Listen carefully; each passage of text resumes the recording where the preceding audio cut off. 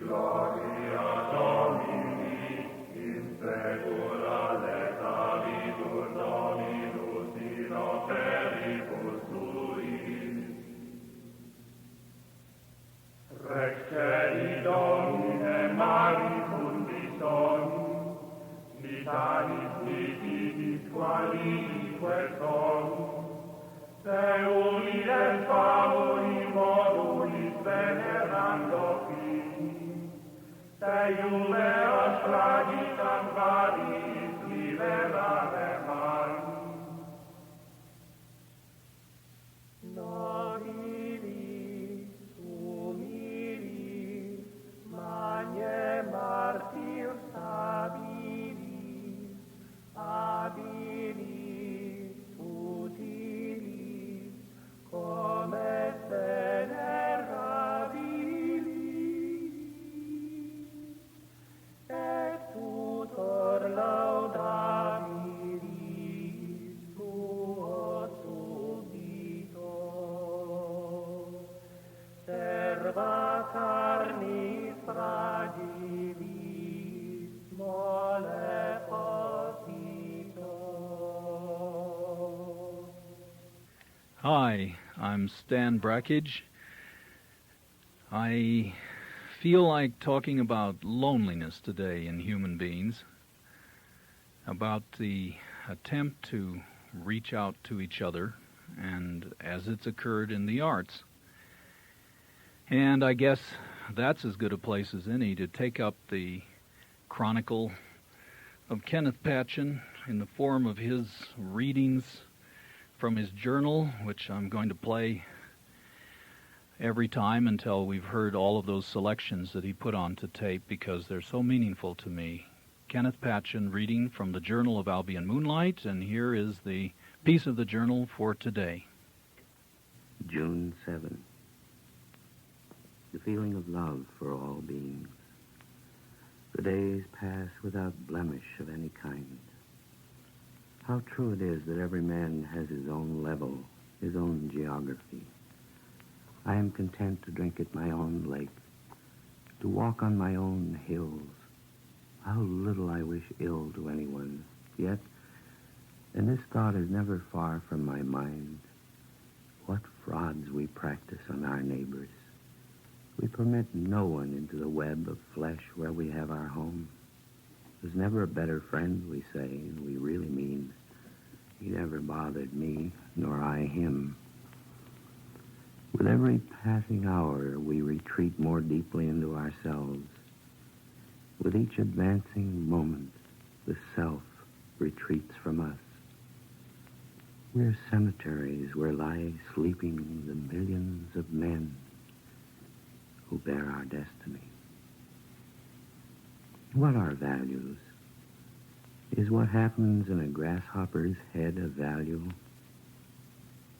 Today I went into the hills. The sun was shining. I sat down beside a stream, and a cow approached to drink. She had a good look in her eyes, and I felt lonely. What's it like to be a cow? I asked her. Why should I tell you? She answered, though politely, dripping water from her spongy lips. I'm writing a book, and I'd sort of like to record your point of view. In that case, she said, I'll tell you. Do you know the story of the wren and the mole? I was compelled to admit that I didn't. Then the story of the grasshopper who fell in love with a water lily? Surely you know that. Again, I had to confess that I didn't. Do you know why the little men in the grass are unable to eat barley? I shook my head. I can't explain anything to you, she said. And so it goes, not just between cows and humans, or between Patchen and his lonely circumstance, flat on his back most of his life and in pain, but just ordinarily from day to day between any human beings. Some people think that the arts were created and are for reaching out from one human being to another, and in a sense they are, but when that becomes an overwhelming imperative, my view of it is that that's communication at best, or wailing like the wolves at the moon or whales in the sea, that what distinguishes an art of any kind is a beginning recognition that there is no simple communication, so that the song can also exist in itself. Everyone knows how lonely people are in our time because a lot of people have written about it or sung of it. But it's always been an imperative. Those very strong, almost church militant Gregorian chants that begin this broadcast are also intrinsically lonely. I would like to play for you one of the songs of the Auvergne. These beautiful pieces were arranged from Basque folk songs by Joseph Canteloube, and in this case sung by Netanya Davrath, orchestra conducted by Pierre Delaroche in a Vanguard record that indeed still may be available. The piece that's always been the most beautiful to me is the Shepherd's Song of the Auvergne Hills, and I give just a little sense of what's being sung. Quote, "Shepherd across the river, you don't seem to be afraid. Sing the bolero." "Shepherd, the meadow is in bloom. Come over here to sing the bolero." "The grass is greener on this side. You come here, bolero." "Shepherd, the stream separates us, and I can't cross it. Sing the bolero."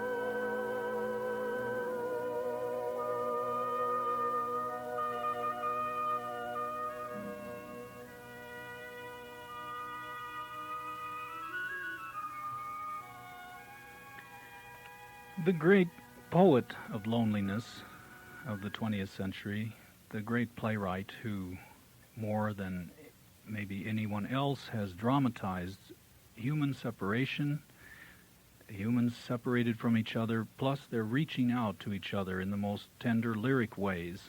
And the hold, the only real hold we have on each other, that playwright is usually, and in my opinion, considered to be Tennessee Williams, who died this year.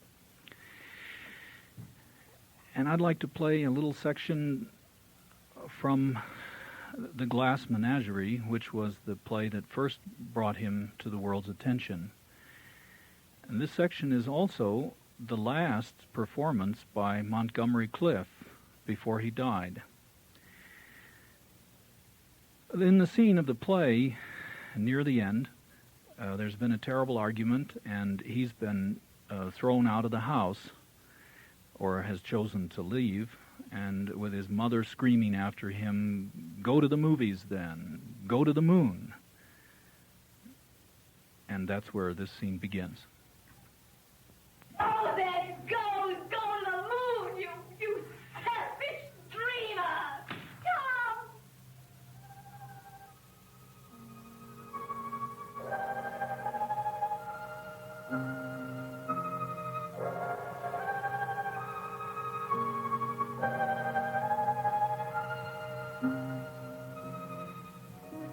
I didn't go to the moon. I went much further. For time is the longest distance between two places. I left St. Louis. I descended the steps of this fire escape for a last time, and followed from then on in my father's footsteps, attempting to find in motion what was lost in space. I traveled around a great deal. The city swept about me like dead leaves, leaves that were brightly colored but torn away from the branches. I would have stopped, but I was pursued by something. It always came upon me unawares, taking me altogether by surprise. Perhaps it was a familiar bit of music.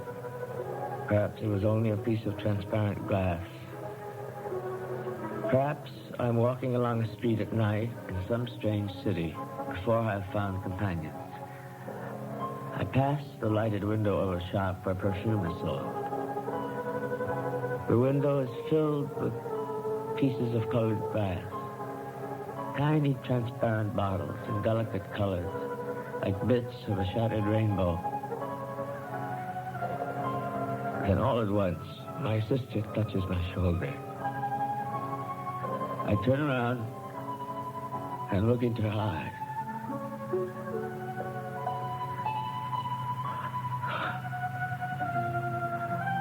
Oh, Laura. Laura, I tried to leave you behind me, but I'm more faithful than I intended to be. I reach for a cigarette. I cross the street. I run into the movies or a bar. I buy a drink. I speak to the nearest stranger. Anything that can blow your candles out. For nowadays, the world is lit by lightning. Blow out your candles, Laura. And so goodbye.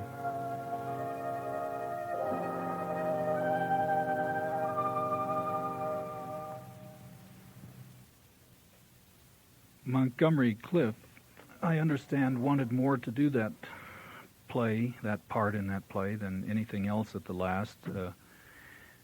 Coming through all the dreadful experiences of his life, the car wreck that smashed his face, the plastic surgery, the struggling to act again through that plastic, his own hopeless addiction by this time, and alcoholism, as was the case with Tennessee Williams when he died this year.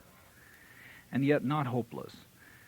He's managed to bring his whole art through, when formed by his experiences, to make this loneliness a public demonstration.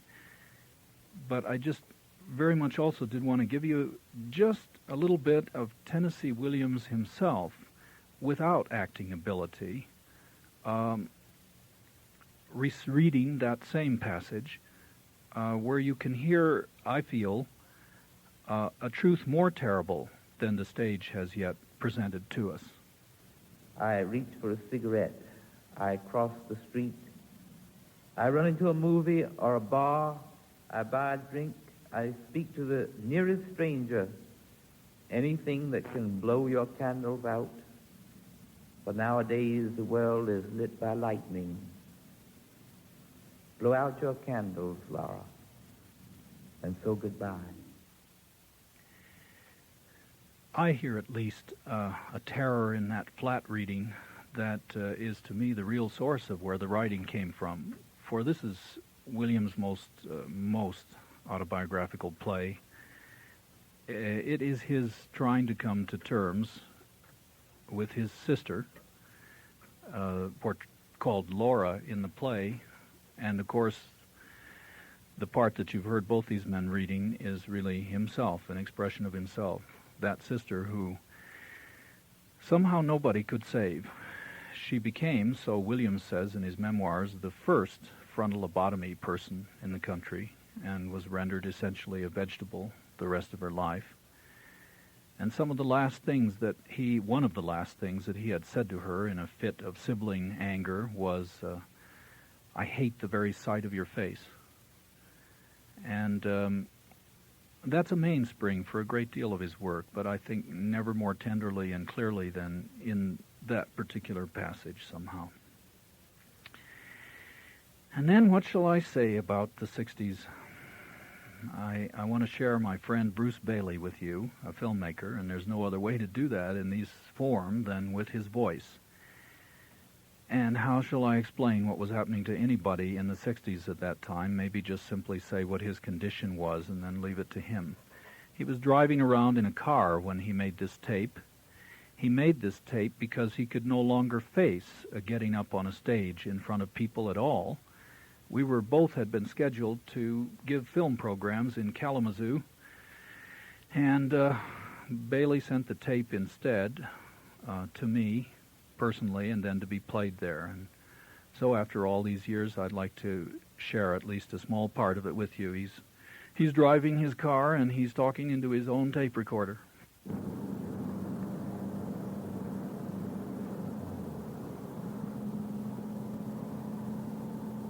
It's early morning, Thursday. I'm going to try to get to this next tech. I only have a quarter with me, a full tank of gas. And then I can send this airmail special to you, and possibly you'll get to hear the tape before Saturday's over. I tried my best to get there. I don't know. I just can't seem to go through all the American traffic and excitement anymore. I had to take a long trip from where I live, north of San Francisco, and I drove all day and slept by Indian Creek in the middle of the trip and continued on down and got there. And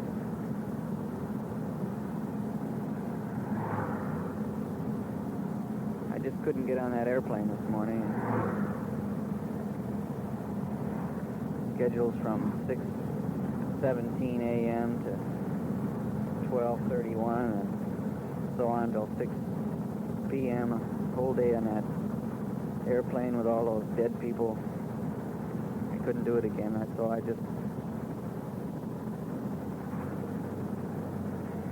got up late last night and headed north again. Couldn't cash a check anywhere. Finally did, got gas.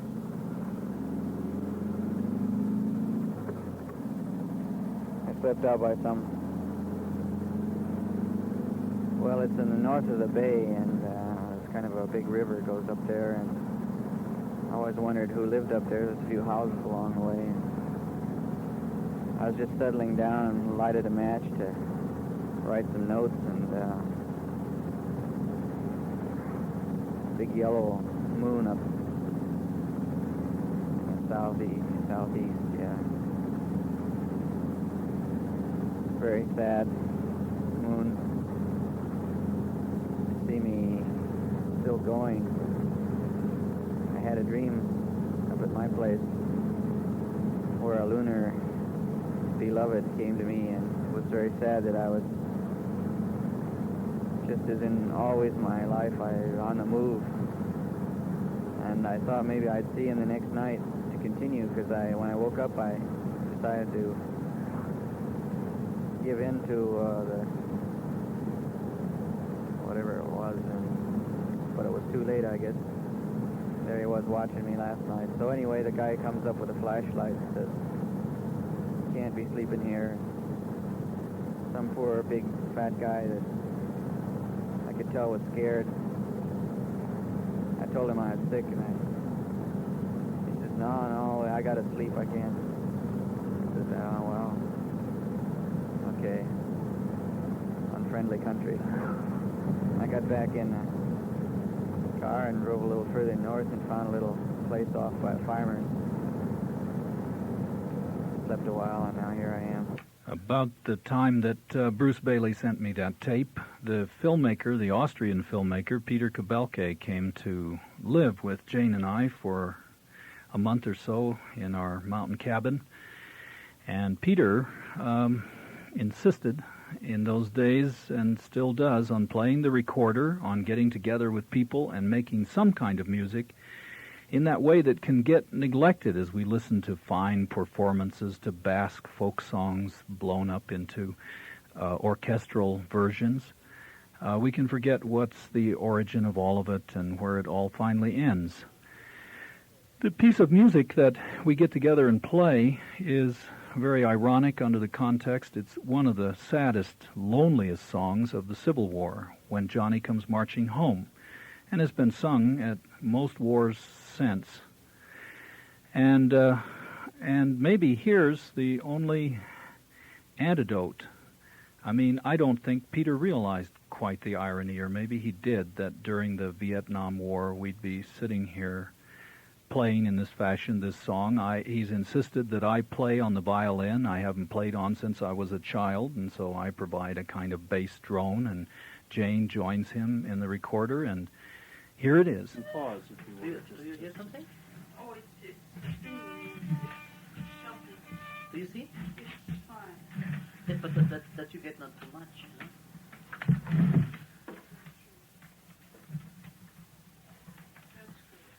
Okay.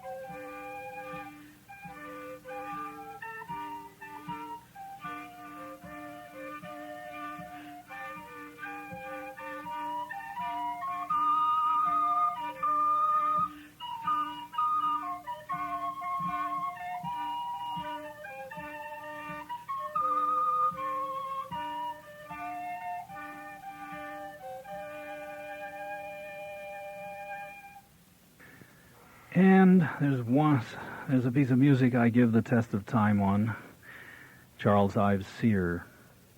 By the time he wrote it, he knew perfectly well that probably his orchestral music would never be played alive in his lifetime. And all the same, as true amateur, he went right on making his music.